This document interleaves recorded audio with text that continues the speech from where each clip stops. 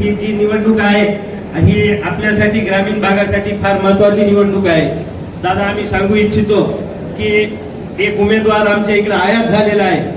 त्यांनी आम्हाला सोबत घ्यायचं, तुम्ही आमच्या सोबत आले नाहीत.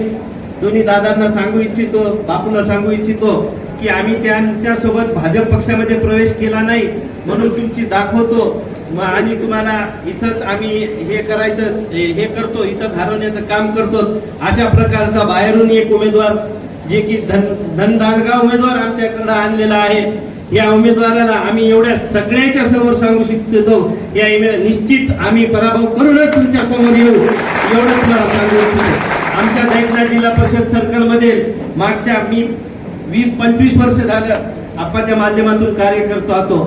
आज आपण माझ्यावर एवढी मोठी जबाबदारी दिली की या सर्कलला सांभाळायची आहे. मी तुम्हाला सांगू इच्छितो दादा बापू, मी तुम्हाला सांगू इच्छितो या मंडळामध्ये प्रत्येक वेळेला आमच्यावर पीक विम्यावर अन्याय यायचा आहे. आम्ही आजपर्यंत 58 मोर्चे काढलेले आणि आमचं मंडळ 2022 पासून एकदाही पीक विम्यापासून वंचित राहिलेलं नाही एवढं तुम्हाला सांगू शकतो. आताचा जेवढं अतिवृष्टी झाली सगळ्यात महत्वाचा मोर्चा आम्ही जिल्हाधिकारी कार्यालयावर काढायचं काम आणि प्रशासनाला धारेवर धरायचं काम या ठिकाणी या दैठण्यातल्या सर्व माझ्या शेतकऱ्यांनी केलेलं आहे. प्रत्येक वेळेला आम्ही आंदोलन करून आम्हाला आपल्याला सरकार मागच्या 10 वर्ष झालं आम्ही बघतो, मागच्या 11 वर्ष झालं हे सरकार सतत आम्हाला 2-2.5 वर्ष मधलं सरकार आलं, त्यामध्ये कोरोना आला आणि जेवढं बी सरकार होतं की ते आमच्या विरोधातलं सरकार होतं म्हणून प्रत्येक वेळेला आम्ही या सरकारला धारेवर धरायचं काम केलेलं आहे.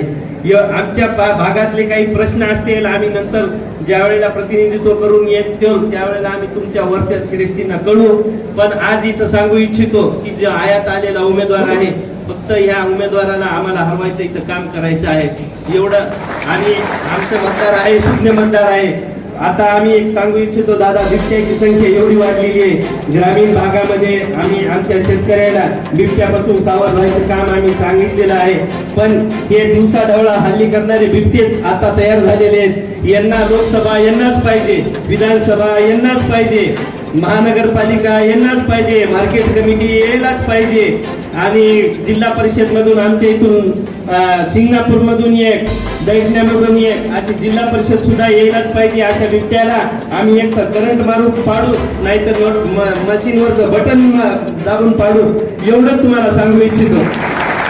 आज जे आपण बघतो, आज जे ग्रामीण भागामध्ये जे नेते मंडळी फिरायल्यात त्यांना एक सांगू इच्छितो की तुम्ही आज जेवढं षडयंत्र करायला ते एक दिवस तुमच्यावरच आणलं की येणार तर नक्कीच आहे.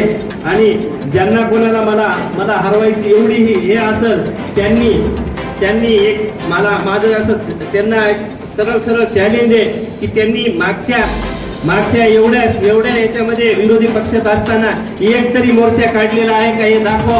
मी माझा राजीनामा देतो, माझा फॉर्म उमेदवारी अर्ज वापस घेतो एवढंच मी त्यांना सांगू इच्छितो. तुम्ही जनतेच्या प्रश्नासाठी कुठं रस्त्यावर आलात हे दाखवा, आम्ही आमचा उमेदवारी अर्ज इथं मागं घेऊ. तुम्ही शेतकऱ्याच्या प्रश्नासाठी कुठं रस्त्यावर आलात आम्ही आमचा उमेदवारी अर्ज मागं घेऊ एवढंच तुम्हाला सांगू इच्छितो. आणि इथून पुढे तुम्ही माझे मतदार आहेत, माझ्या सर्कल मधले मतदार आहेत.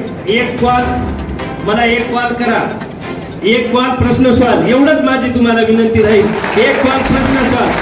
आणि अजून एक सांगू इच्छितो, कुठलेही हे धनदांडगे उमेदवार आले कुठल्याही धमकी देतील तुम्हाला सगळ्यात पुढे तुमच्यावरचं संकट गणेश गाडगे स्वतःच्या अंगावर घेईल आणि यांना जिथल्या तिथं धडा नाही शिकवला तर रामभाऊ गाडगेची पाटलाची अवलाद नाही एवढंच तुम्हाला सांगू इच्छितो.